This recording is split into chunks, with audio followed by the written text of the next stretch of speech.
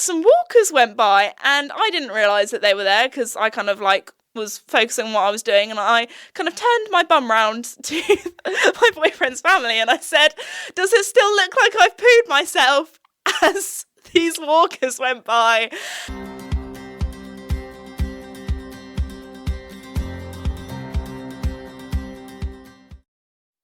Hello everybody and welcome back to my podcast, Esme's Country Life. Before we begin, I just want to say a huge thank you to the sponsor of the podcast, Red Post. Red Post is an equestrian and country store based in the UK, but they also ship all over the world. Also, if you listen to my last podcast, you'll know that I announced I'm actually going to be doing a meet and greet there, which is really exciting. They have some tickets on their website, which is redpostequestrian.co.uk.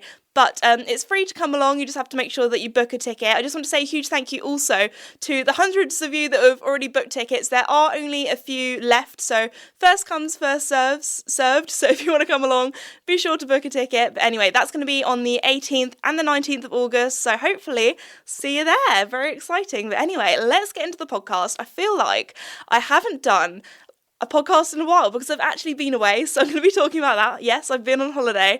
I know I actually went surfing in Cornwall. That was like a little 2-night away trip, but this is the first time I've been away in over a week in I don't even know how long. Like, I normally, if I go away, it's like a little, I'll just go away for like a long weekend, that kind of thing, because I never want to like leave the horses for too long or leave work and that kind of thing. Like with my job, it's a little bit difficult, but I don't want to ever like feel like I'm complaining about my job because it's something that I absolutely love and I'm so lucky to do. But that felt really weird. I can't lie. It was a bit of a stressful week heading up to it because I was like, okay, I need to make sure that I've like pre-filmed all my podcast episodes. So that's why it feels like I haven't talked to you for a while, because last time I filmed, I kind of filmed 2 podcasts in 2 days kind of thing, getting all my videos scheduled, Instagram posts scheduled, all that kind of stuff. But yeah, I had a full week away from horses and from social media, so that felt a little bit weird, not what I'm used to at all. So that was, it felt so good to have like a break from it all, because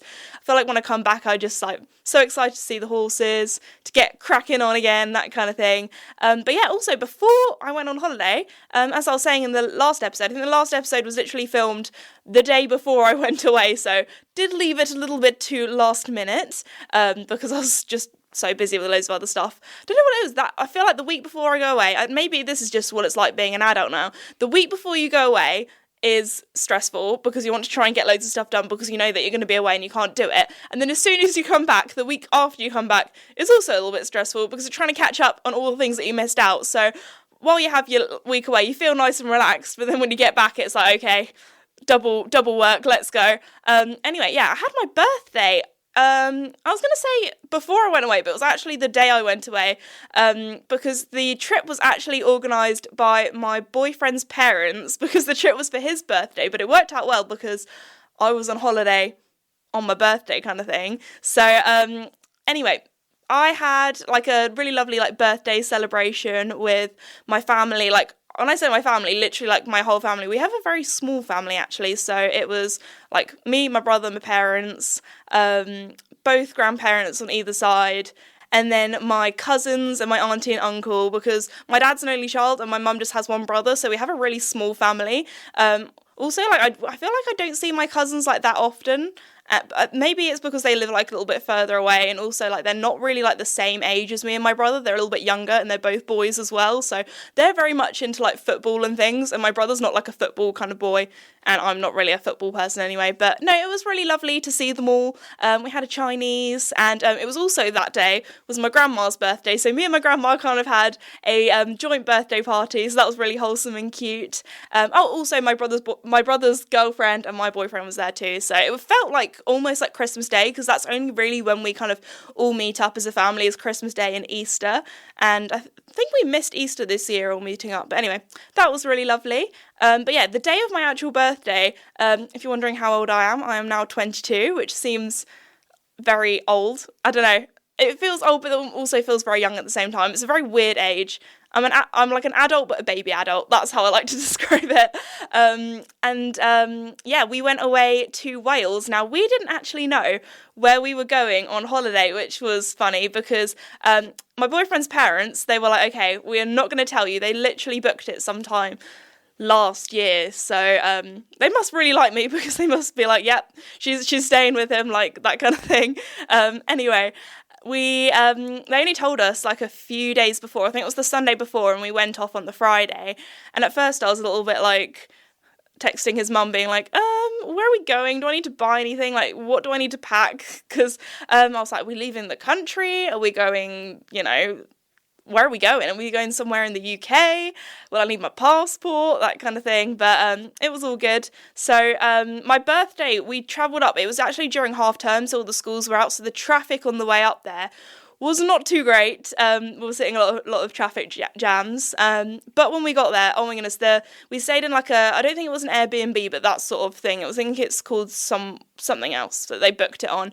But it was a lovely little cottage in the, if you're wondering which part of Wales we were staying in, or if you're wondering where Wales is in general, because I was thinking about this, like there are probably some places in like the US that as a British person, like I just have never heard of, if that's like, I feel like I've heard of like most of the states, but there are probably like some cities where I would have to Google or like search up where it is. But if you're wondering, Wales is part of the UK, it's a separate country, it's kind of on the edge. One thing that was also really funny, if you didn't know this, in Wales, they speak a different language. Not everyone, but some people do. It's I feel like in Wales, do they pronounce it like Welshes? Because I just remember there was that video of someone with an Amazon Alexa, and it said maybe the Amazon Alexa was just. My dad's shaking his head. He's like, "Girl, what are you going on about?" But I swear there was this video, and it was like speaking in Welshes. Maybe it was just Amazon Alexa saying something wrong. But anyway, this it's called Welsh, isn't it? Yes. Anyway, so I'm very good. I've probably said this multiple times before. I'm very good at sleeping in the car. Anyway, I woke up and we were in Wales because there's no like border control. It's actually like you just like drive through. And anyway, I woke up, and you know when you wake up from a nap and you feel really disorientated? Well, I woke up, and bear in mind I'm also dyslexic, and I was looking at like the road signs, like where we were, and it was all in Welsh, and I completely forgot. Like I've been to Wales a few times before. I've been once on a school trip and once to the Charles Owen helmet factory in Wrexham. But I woke up and I honestly thought like something had gone wrong because I could not read what this writing was. And it was in Welsh. And then I realised underneath, number one, it was like a place name, so I was like, I do not know how to pronounce that. But I don't want to be mean. Like this probably sounds very uncultured, but it did look a little bit like if someone hit a keyboard and then loads of random letters put up, because it's just so different to English. So anyway, that I woke up being like, what? Even like, do you know what was even stranger? Because in Wales, because it's part of the UK, it's not like if you're in a foreign country, like if you drive through France or Belgium or the Netherlands or that kind of thing. Obviously, it's in a different language, like, or there's places that you're like, I do not know how to pronounce that. But because it's all with UK road signs, I think that's what threw me off even more, because when you're in a foreign country, you're like, foreign road signs, everything looks a little bit different. But because it was like exactly the same, like for example, we went and picked up some food to take to our Airbnb in like Tesco, and it was like all the normal like Tesco signs, but they were all in Welsh with English underneath. And it was just weird. It was like being in a parallel universe where everything's the same but different. It felt very strange. But yeah, also just want to say a little shout out to all my friends in Wales, or listeners of the podcast in Wales. Thank you very much for listening. I hope you're having a great time. I've got to say, we had the best week to be in Wales, because it is known, I mean, England's known for its rain, but I feel like Wales is known for its rain even more. We were staying in the Gower really could not say that then. The Gower Peninsula, which is an absolutely beautiful part of Wales. Would definitely recommend visiting if you ever get the chance. So it was like sandy beaches. Do you know how I describe it? Because obviously I went to Cornwall a 2 weeks before then, so I feel like, I've had a real lazy time. But it's basically because we kind of had like a beach holiday as well. So I describe it's like Cornwall, but a lot quieter and a lot less touristy. Although I would say I think it would have been a totally different holiday if it had rained the whole time. And Wales is known for its rain, but it was beautiful. It was stunning. We also took my boyfriend's dog Ruby, so that was kind of one of the main things why they were like, oh, let's go somewhere in the UK so we can take the dog. So we kept joking that it wasn't my boyfriend's birthday present or my birthday present, it was Ruby's present. It was Ruby's holiday, because she honestly had so much fun. She was having a blast. We took her to the beach loads. We went on loads of really long dog walks. She was absolutely shattered by the end of it, and she is one of those dogs that, I mean, she's a 2-year-old Labrador, so she's still she's not obviously not a puppy, but she is a little bit like puppy-like in the sense that she finds everything really exciting and she just has a lot of energy and that kind of thing. So it was weird because it's the first time I've ever seen her like completely shattered. Like obviously I've seen her like sleeping in the evenings and stuff like that, but even like when we had a treat and we're like, come here Ruby, she would like only walk rather than run. Or when we were throwing the ball at the end of the day at the beach, she'd be like walking back with the ball rather than running back. So you could really tell, bless her, she was starting to get quite tired, because dogs do sleep quite a lot in the day, so she wasn't having like a midday nap or anything like that. She was just on it the whole day. But yeah, we did some swimming in the sea. One thing that I didn't realise, I knew obviously in the sea there's jellyfish. Maybe like it's just not where the beach where I'm used to down south, but oh my goodness, there was some huge jellyfish. When I tell you, like the size of like a splayed out plastic bag, like a bag for life as well, not just a little one.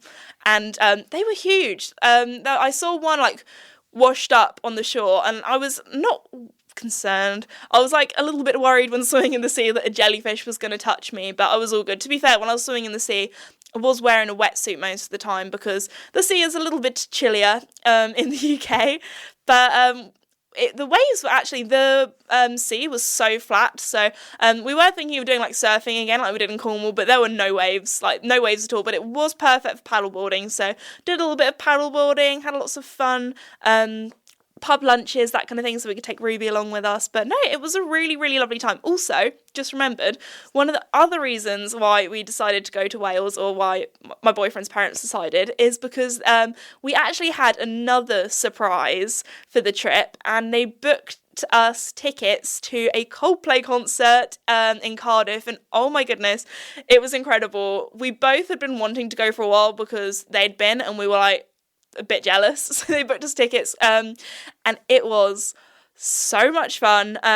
So my boyfriend's brother went as well as his girlfriend, so we were all there, and you had these like little light up wristbands, so the whole kind of crowd just lit up. And I was gonna say it's my first concert. I've actually technically been to 2 concerts before that, although I don't know if it was nothing compared to the concert at Coldplay, because number one, it was a huge stadium with almost 70,000 people in, and the concerts I've been to, if you want to know, I think one was the first one I went to was to see Little Mix of all bands, because I got free tickets. That was at the South of England Showground, because my friend's mum worked on the committee or something like that, so we got, I can't remember if it was free or really discounted, but we had a great time. We were like a little spontaneous concert trip. To be fair, I wouldn't really say they're my like go-to band to listen to music, but I knew all the songs, and I think at the time they were like either the UK's biggest girl band or the world's biggest girl band. I feel like it's definitely been overtaken by some K-pop bands now, but at the time that was when they were thriving. What else? Oh yeah, and then the other concert I went to was in the Brighton Centre, which is like a smaller-ish kind of concerty place, and I had standing tickets for that, and that was to see George Ezra, and he actually had Sigrid playing beforehand, and she was incredible. She was so good. I mean, that was a good time. It was fun, but it wasn't like a Wembley O2 big stadium kind of thing. It was really nice because it felt like I was very like close to the artists as well. But we actually for Coldplay had standing tickets, but what we didn't realise until we actually got there, we were like, oh my gosh, our legs are going to be dead by the end of this. But apparently, if you had standing tickets, you could also sit in the seats that were like on the floor. Or we had floor tickets, that's what it's called. So we got there pretty early. We bagged ourselves some floor seats, and it was great. We had a really good view, and it was really cool how they had all these, like, I was going to say bouncy balls, like, you know, like if you can imagine like a huge beach ball filled with a bit of helium so it bounces around, so everyone's pushing them around. Unfortunately, the way with the wind was blowing, we didn't get any of them because they all kind of were pushed the other side of the stadium, and there was loads of confetti. But yeah, it was so clever how these little wristbands with lights on, they must have some sort of GPS in them to detect where each person was standing, because they all like went off at different times depending on where you were standing. It was just really cool, really well done. And before I went, I was like, obviously, like, I've listened to a lot of Coldplay songs. I'd say it's one of those bands where it would be, I don't know, maybe I'm just uncultured, but if you asked me to like name 10 or 12 songs, I feel like at that sort of number I'd start to struggle. But, you know, it's a band that's been going on since, like, before I was born. I actually did some Googling, because I was like, how long has this band been going? Because a lot of songs, it was really weird. It kind of threw me back to when I was a kid. A lot of songs I could remember, I don't know, going to swimming lessons in the car with my brother and my mum driving, and, like, it just took me back. I feel like there are some songs like that, if you listen to them a lot during a period of your life, it can really like take you back, almost like a little memory capsule. So that was really cool. And I think it was like my boyfriend's brother, he was like, look, I really need to go to the toilet. When there's a song where I don't really know, or it's not really a banger, I'm going to go to the toilet. He held it in for the whole concert because every single song was so good. The only one bit that I'd say was a little bit weird, they had some puppets up on stage, and I feel like I probably should have not mentioned this during my, the Greatest Fears episode, but I kind of forgot that I don't know what it is. Like, I'm not like scared of puppets. I can kind of understand, because like people are scared of clowns. Like, I feel like clowns are never really, I mean, they're a bit creepy, let's be honest, but I didn't realise that puppets creep me out a little bit. I don't know what it is. I think it's because my brother made a puppet when he was a kid. I can't remember how old he was. He must have been like 6 or 7. And this, like, it looked like, if you know what Punch and Judy is, I used to find that really creepy as a kid. So if you don't know what that is, please search Punch and Judy puppets, because they really creeped me out as a kid. But anyway, he made this puppet, and he knew that I was creeped out by it. Now, I feel like my brother was a very good brother. Like, we never really argued that much or fought or anything like that. But the one thing that he did do, this puppet, he would put in my bed. So I'd go into my bed at night, pull back my covers, and the puppet was there. And it was so creepy. I don't know if we have a picture of it. I think somewhere there must be a picture of when my brother was at school. I don't know if anybody else's schools did this, but at the end of, like, I think he was in year 1 or something, they had like little photos stuck into a book of what they did that year, and I'm sure there must be a picture of him with this creepy puppet. But anyway, it looked like one of the puppets kind of from Sesame Street, or the Coldplay puppet I'm talking about, or the Muppets as well. I don't know what it is. They make me creeped out, but they also make me a bit frustrated, like angry. And I'm not an angry person, but I don't know what it is. Just, I think it's because as a kid, I was an older sibling, so I watched a lot of kids' TV with my brother. Things like Dora the Explorer, when they're like, oh, it's behind you, and things like that. I was like, don't be so stupid, just like turn around, like, come on. Like, because obviously it was for children younger, because I was watching it with my brother. But I don't know, maybe that's where it's from. Part of me just hated watching things with puppets on, because I had to watch it with my younger brother who was into it, and I was like, this is like, come on, grow up. Just turn around, it's right there. Why are you being so slow? Anyway, that was interesting. The puppet came on. Wasn't really expecting that, but yeah, the lights, everything, absolutely incredible. So if you ever get the chance to go to a Coldplay concert, would recommend. I just remembered another thing. Oh my gosh, my jaw really clicked then. That was not good. I really do need to get like my jaw sorted out or looked at. If you hear any pops throughout the podcast, that's what it is. I feel like I mentioned that definitely before. But anyway, another thing that was kind of like a big thing of our holiday, we had a lot of swing ball matches. Now, if you don't know what swing ball is, You've been missing out. We actually had a conversation about this. Well, like, how many countries do you reckon swing ball is a thing? Because I feel like it's definitely part of the British culture of summertime. Like, there's always got to be a swing ball at somebody's, like, summer barbecue. But I feel like maybe it's not so much, like, a big thing in like, Australia or the US, because you guys have a lot more space than us. You probably have, like, actual tennis courts. So here in the UK, if you want to know what a swing ball is, basically, if you could imagine a stick with like a little curly whirly bit at the top with a string that comes out and a tennis ball attached to it, and basically you have to hit the tennis ball back and forward to each other, and as the kind of string swizzles around the stick and it either goes up to the top or goes down to the bottom, depending on which side you are. If you're I was going to say forward hand, backhand, or oh my gosh, I'm really not a tennis expert. What's it called? Like forehand, backhand? Yeah, I felt like forehand does not sound right, but maybe that's because I'm thinking of like turn on the forehand, which is a horsey terminology. Anyway, and if you like miss hitting the ball, then it either goes up or down. So we had a lot of swing ball competitions, and that was really good fun, although I'm not very good. I realised that I was basically throughout the whole thing doing my concentration face. I feel like I've been pretty good over the years on my YouTube channel of being able to edit out my concentration face.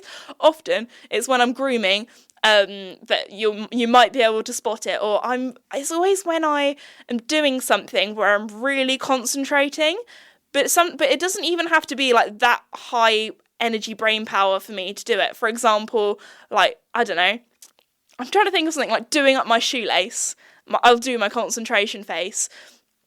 I don't want to do my concentration face because it's so embarrassing, and I can't really do it on demand, but basically I just scrunch up my whole face. I feel like I don't do it so much when I ride. I kind of grit my teeth as well. I just look, basically it's like if someone just said, do the most unattractive face you could ever do, that is my concentration face. So there we go. There's a little Easter egg for you there, and then if you're watching my videos, you want to look out if I'm doing something where I look like I'm using a lot of brain power. There we go. Maybe it's because I'm really bad at, I'm so bad at multitasking. I know there's like a little thing like, oh, women are good at multitasking, men aren't. I cannot multitask the life of me. If I'm reading something on my phone, I cannot hear anybody else. I know I've talked about my bad hearing before, but just like, I just cannot do I have to put full energy, full brain power into doing one thing. So yeah, that is my concentration face. I'm trying to think of anything else interesting that happened on the trip. We had a really, really lovely time. There was not really there's no drama at all, really. We just had a lovely time, read my book on the beach. We went to like lots of different beaches. There was one that was like a really long walk to get there. There was one where, oh my gosh, it was so steep. It was actually, I can't remember what it's called now, but it was ranked in the world's top 10 beaches, and it literally looked like it went on for miles and miles. But yeah, it was very hot. I had my sun cream on, didn't get burnt, so that was all good because I am very pale. I am a very pasty kind of gal, but yeah. Oh, I've just remembered a really funny story, but I don't know if I'm going to add it in or not because it is quite embarrassing. So I'm going to say it, and I'll have to get somebody else to watch this to make sure it's not too embarrassing. So on the last day, we had a meal out the night before, and I think I must have ate something a little bit dodgy because I was all packed up, organised, ready to go. Everyone else was still like packing away a few things, that kind of stuff. And I felt so ill, like my tummy was just really hurting. So I thought, you know what, I'm going to go lie down on Ruby's bed with her. She was like knackered, so she was lying there snoozing. So I went and had a cuddle with Ruby. And I let out a silent but deadly. It was not good. My boyfriend's dad walked past, and I knew it was bad, but I didn't realise it was that bad because he started like coughing and went, "Oh my goodness, Ruby, what's come out of your bumhole?" And I was just lying there in pain. So obviously I did not say anything because he'd already walked away by the time I could have, like, my brain power could have thought of something to say. And then I thought, you know what, it's okay, he smelt it now. I'm just gonna lie here with Ruby, give her a hug. And then he walked back past this is like 5 minutes later, and he was like, "Oh my goodness, it still reeks in here." And then after that, when he walked away, I was like, I'm gonna go downstairs now. So, yeah, I think I have some tummy problems because every now and again I just get really bad tummy pain, and yeah. But anyway, I remember when I told my boyfriend that story, he was like wetting himself. He found it so funny, and then he was like, "No, no, no! I must tell my parents." I was like, "No, no, no, no! That's not happening." So in the end, at our little family barbecue that we had the other evening, I was like, I've got a confession to make. I was like, I'm going to have to say it because it is so funny. I felt like enough time had passed where it was okay. I found it funny rather than like, oh my gosh, that was embarrassing. I'm going to wake up with night sweats because that was not good. So, yes, I blamed it on the dog. But when you're when you're having some tummy issues, it's not your fault. I tried to hold it in, but that is not good for you. As Shrek says, it's better out than in. So that was my time in Wales. And that was an interesting story. As you guys, I thought of another embarrassing story. I feel like just embarrassing things just generally happen to me, or just, this one isn't even that bad. We went on a really nice walk, and there was like a waterfall and everything, and I sat down on a rock. We all kind of like were chatting, having like a biscuit and some water, that kind of thing, a little bit of a snack. And when I got up, I didn't realise that I'd been sitting on mud, and I was wearing like these bright green shorts, like kind of like the sporty kind, because I was like, we're going on a proper hike today. And everyone was like, oh my goodness, Esme, it looks like you've pooed yourself. And I was like, oh, this is great. This is great. Yeah, classic Esme. Anyway, so I was squatting into this like waterfall, putting a bit of water on my behind to try and get rid of this mud, and then some walkers went by, and I didn't realise that they were there because I kind of like was focusing on what I was doing, and I kind of turned my bum round to my boyfriend's family, and I said, "Does it still look like I've pooed myself?" As these walkers went by, and a part of me died inside. So if you're ever thinking, waking up in the night being like, oh my gosh, I did that really cringy thing, that was so embarrassing, just remember, it happens to everybody. It happened to me, and as you can tell, I'm very comfortable with my boyfriend's family, if you can already tell. But no, it was a funny time. We had some laughs. I managed to wipe all the mud off my bum. It looked like I'd weed myself then though, because my shorts looked a little bit wet, but it was a hot day. They dried off. It was all good. Ruby had some dog ice cream. That was one thing. Everywhere we went where there was an ice cream parlour, there was dog ice cream. So she had a blast. She had a really good time. I had a really good time too. But anyway, since I've been back from holiday, oh my goodness, it has been so hot. Now, I feel like when you're on holiday, when it's hot, it's great fun, you know? You're lounging around, having a nice cold drink, maybe reading a book on the beach, that kind of thing. But when you're working, when you're at home, it's just not fun. It's sweaty, it's muggy. And I feel like I've talked to a lot of friends from different countries about this, and they don't, I feel like people really underestimate the UK's weather. Like, I've got a friend from, I know this is cold, but I've got a friend from Canada that's moved from Canada to the UK, and she said, like, she always thought, like, the British were, like, really puny, because they were always like, oh, it's, like, so cold over here, and she was like, yeah, but in Canada, we have, like, loads of snow, and we have, like, but she was like, UK cold, it's different because it's wet and it's windy, so even though it's not as cold as in Canada, it feels as cold. And also, we're just not well prepared for it, for any extreme weather, actually. We're used to being, just, you know, alright. You know, t-shirt, well, no, not even t-shirt, I'd say an average UK weather would be cloudy, and you'd be wearing, like, a hoodie and trousers. Or hoodie and jeans. Like, that is, like, UK kind of weather. Pretty much most of the year round, to be honest. But for some reason, this summer, it has been hot. It has suddenly gone from, like, we had such a cold and wet spring. I know I'm going to be sounding so British now talking about the weather. But then, this summer, it's not even summer. I mean, it is summer, technically, kind of. It's June. But it's just been so hot. Like, we're not used to this temperature. I mean, I'm very bad with extreme temperatures in any sort. I'm one of those people where when I get cold, I get very, very cold, and when I get hot, I get very, very hot. But, I feel like we are just not designed for the heat, us Brits. Like, our houses are designed for keeping heat in, so when it's hot, it feels even hotter. I feel like when you're in a hot country, it's designed for the heat. Everything's, like, painted white, so the sun reflects off it, that kind of thing, and the houses are built different. We're built for insulation. Oh my goodness. I don't know if I'm regretting putting all that insulation in the roof of my cottage, because it has been boiling. But also, we have no aircon. Does not really exist at all here in the UK. Think of, like, none of my friends, none of them have aircon in their houses or anything like that, so I feel like some, like, shops and things, you get aircon, but that's kind of it. So, but also it means, I feel like the one thing annoying about aircon is you dress for being really hot and then you go into somewhere air conditioned and then you're just freezing. You're like, I should have brought a jumper with me. But anyway, so yeah, if you are from a hot country and you come to the UK and you're like, actually, you in like the proper heat, you'll realise that it is a lot more uncomfortable because we're just not designed for this. Nothing's designed for the heat here. So anyway, I've been a little bit worried about Mickey with the heat, actually, because last year we had to do a bit of emergency horse care on him because he had like a bit of, I was going to say heat stroke then, it wasn't that serious. He had like heat stress, like horse heat stress. You can really tell when their breathing's a little bit higher, their heart rate's a bit higher. He was really sweaty.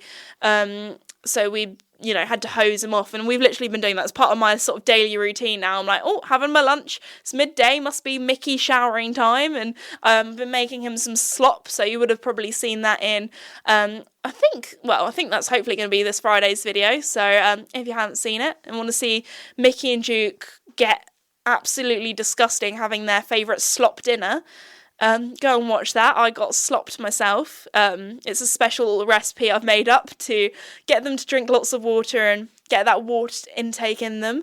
But anyway, that was something that's been going on recently, keeping the horses cool, especially as I feel like in Australia, I remember when I went to Australia, they have the horses in during, oh no, have I got this wrong way around? In the UK, I feel like a lot of people have their horses in, it depends on the stables, I think, because some stables are cooler when you put them in, so you put your horses in during the day when it's the hottest, so they're under shade. But then some stables, I feel like they just get really, really warm, so it's actually better to have them out during the day and in during the night. So anyway, we have our horses out during the day and in during the night, just because our stables do get quite hot during the day. I feel like they're definitely designed more for keeping in the heat. Like, they have corrugated iron black kind of roofs, which I feel like definitely is a bit of a sun trap. That's one of the things I actually had to take into consideration when I did my stable renovation series and painted all the stables, what colour I was going to go for, because I did think like a really dark charcoal grey could have been nice, or like a navy or a black, but I thought, you know what, in the summer that's going to be like a little sweaty box for them. They're not going to have fun in there, so I went for a light grey, if you're wondering, if you didn't already know. But yeah, keeping the horses cool has been an interesting task. I mean, I'm currently filming this in very short shorts because I want to feel like I'm walking around in my pants, even though I'm not, because literally it's just my family and me at the yard and at the office, so I don't mind too much. Probably wouldn't be the sort of outerwear that I would wear to the shops or out in public, but there we go. But yeah, anything for a little bit of cool has been nice. I've had a lot of ice cream. That's been good. A good excuse to have some ice cream. So everybody, please keep safe and please keep an eye on your animals, your family members and everything. If you're in the UK and are going through this heat wave, shout out to my followers and listeners in the Southern Hemisphere that are currently going through winter. I hope you're enjoying the chillier days. I feel like it's always like that though. When it's summer, you're like, oh, it's so hot. There are flies everywhere. I've got to put sun cream on so I don't get sunburnt. And it's just like you just feel a bit more tired and groggy and that kind of thing. Everything's a bit sweaty. And then in the winter, you're like, oh my gosh, it's so cold. It's so dark. I just want it to be summer and have like nice summer barbecues and that kind of thing. And the mud's really bad. I feel like that's why I always say spring and autumn are my favourite seasons. I always say there's this 1 week in the UK in spring or in autumn where the ground is dry enough that you can go for a gallop. And it's not too hard as well, because it can get too hard in the summer, especially where we are, because we're on clay, which is the worst soil type. I am very passionate about my soil. Anyway, that sounded really weird. But if you're a horse owner or a farmer, you will know what I mean. But then also, I feel like there's also a time period where there's no flies as well. It's light enough so you can go for a ride or go out for a walk in the evening without it being dark. And it probably lasts about a week, where it's like a good temperature, maybe longer, depending on the UK, actually, if we're not going through a heat wave. Maybe I just think this is what it's like all the time. Because recently we've had like a heat wave every year pretty much. So there we go. But no, please keep an eye on your animals, your family. Look out for the signs of heat stress, because it can lead to heat stroke, which can be fatal. Make sure you're drinking enough water, that you're staying cool, staying in the shade. But yeah, thank you so much for listening to today's episode. I hope you all enjoyed it, and again, listen to me embarrassing myself and funny interludes of what I got up to in Wales and on holiday. I really hope you enjoyed it, and thank you again to the sponsor of the podcast, Red Post, again for sponsoring. I'm really excited to see you guys all down there in August, and I hope you all have a great day. Thanks for listening. Bye!